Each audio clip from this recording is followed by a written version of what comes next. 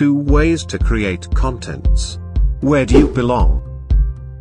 1. Perfectionist. 2. Creator. Firstly, if you want to do online business, you must have a mindset. Therefore you have a choice to make.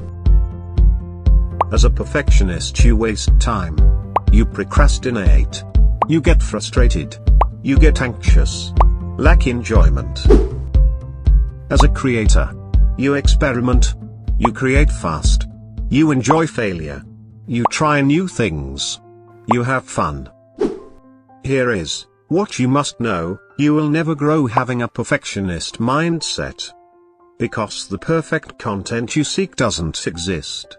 The one thing holding you back is your ego.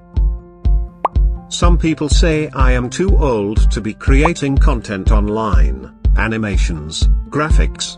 My good friend, just try. Just fail. Just try again.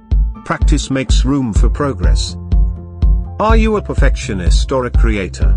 Let us know in their comments section. If this was helpful, kindly like and subscribe to our channel for more amazing content.